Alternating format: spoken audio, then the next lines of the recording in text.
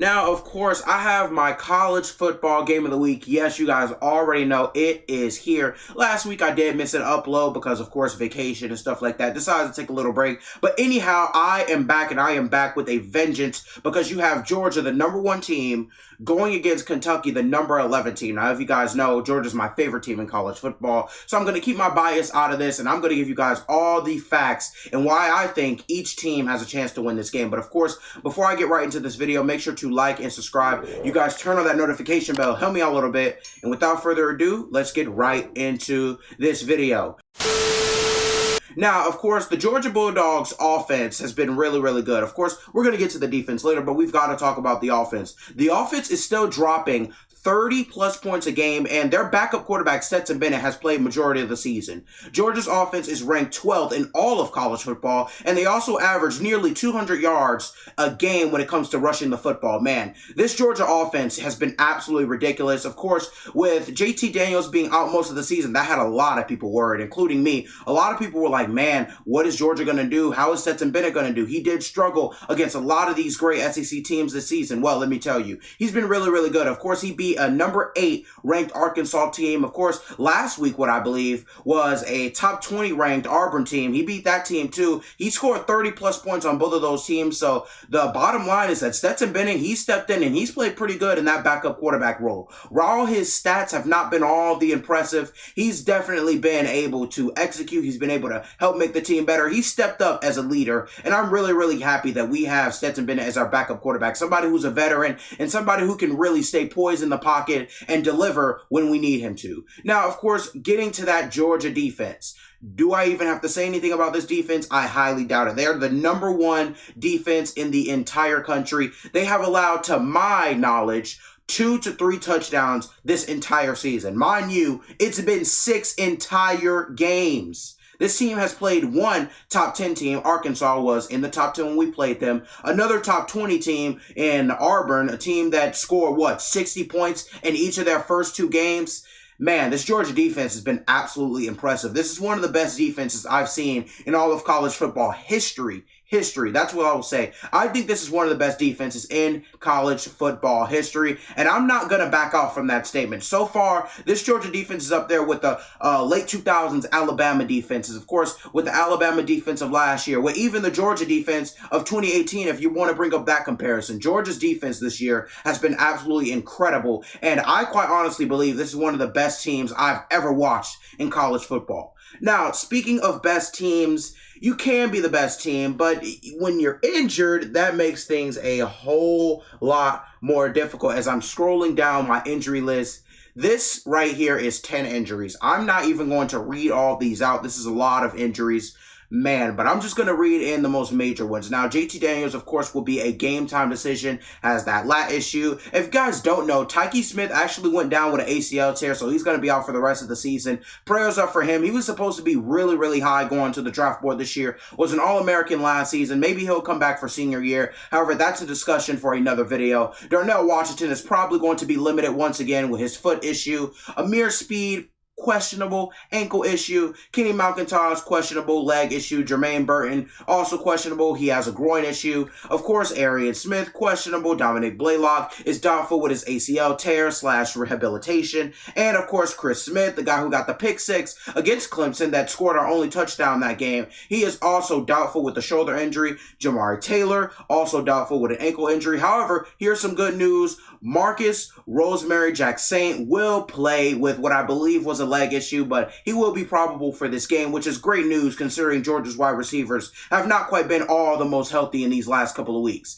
Now, in my opinion, the only thing that can stop this Georgia team from dominating every single game they play are injuries. Hopefully, this team can find a way to stay healthy throughout the season, and hopefully we can find a way to limit these injuries, not only during games, but also during practices, because a lot of these players, I didn't even talk about this guy, but even George Pickens, he tore his ACL in what I believe was a spring or fall practice or something like that. So yeah, hopefully we can find a way to keep these players' injuries, let's just say contained, and of course keep them healthy, and of course try and rehabilitate them to the point where they can play again. And I'm really excited to see some of these players get back out on the field. However, that's a discussion for another day. We have to move on to our next team. Now, of course, for the next team on this, I have the Kentucky Wildcats, the number 11 ranked team in the nation. Man, the Kentucky Wildcats are absolutely incredible this season. Their offense is one of the best in the SEC, and when you consider that this team also has a great defense, they have one of the better defenses in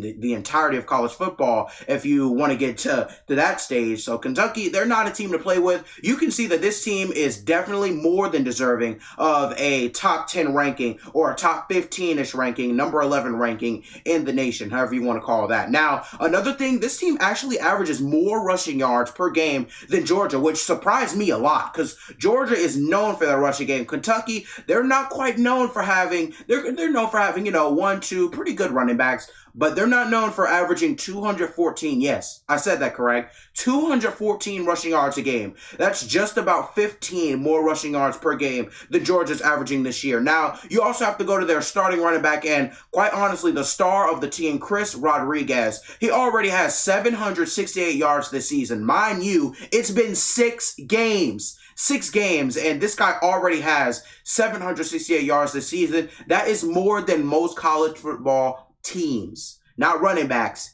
teams. Chris Rodriguez has been one of the best running backs in the nation so far this season. I'm really, really excited to see what he can do with Georgia's defense because it's going to be a key matchup. Of course, you're going to have Kentucky's running game, who's been one of the best running games in the nation, versus Georgia's defense, who, of course, obviously has been the best defense in the nation. However, going down, their defense, and by there, I mean Kentucky, they're one of the best defenses in college football, and you can see that in a Florida game that happened a couple of weeks ago. They held Florida, one of the better offenses in all of college football, to 13 total points. Just for some inside look, Florida's offense averages 33 points per game. And Kentucky's defense managed to hold them to 13 total points for the entirety of the game. Alabama's defense couldn't even do that. Alabama's defense allowed, 29 points to Florida that game? Kentucky's defense might as well be one of the better defenses in the SEC. Now, I won't say up there with Georgia, but maybe a tier or two down. Kentucky's defense is not a defense to play with. They are one of the best defenses in college football. Now, if you want to get to exact numbers, they are the 19th best defense in college football. And while that may not sound too pizzazzy, when you consider that college football is literally surrounded by hundreds, maybe even 250 teams, you'll see why this is quite a significant number. They only allow 17 points per game, and they also barely allow 200 passing yards per game. They are one of the best passing teams when it comes to defense in the entirety of college football. And this can be key considering that JT Daniels is injured, and of course Stetson Bennett did struggle with really, really good passing defenses last season. He only managed to score 14 points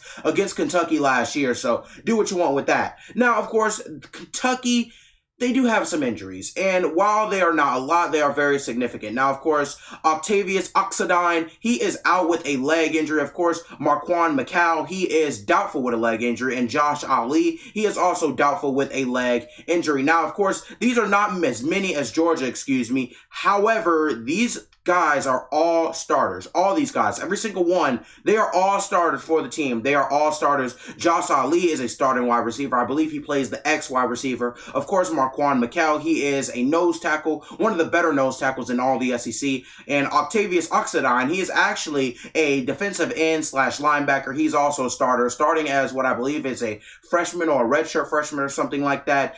They are all starters, and they are all key to not only this defense, but also this offense for Kentucky. This can go in huge when it comes to seeing Georgia's number 1 defense and Georgia's offense and seeing how these guys can possibly impact the game, whether they are in or not in. Now, of course, going to my keys to winning Kentucky, they have to get that rushing game going. Of course, star running back Chris Rodriguez is going to have a huge game. Going to the next point, the game lies in the hands of Chris Rodriguez, and then the defensive line for Kentucky is going to have a major big game. They're going to have to try and stop Georgia's rushing offense. Now, of course, Georgia's keys to the game, JT Daniels or Stetson Bennett. The huge decision. This will be a major choice when picking out the outlook and, of course, the score predictions of this game. Now, the defense for Georgia needs to put together another great performance. Kentucky's offense, when they get loose, when they start running the ball all over you, they will pound, they will ground, and they will be one of the best offenses in all of college football. And also, Georgia needs to dominate the rushing and the passing game. I cannot stress this enough.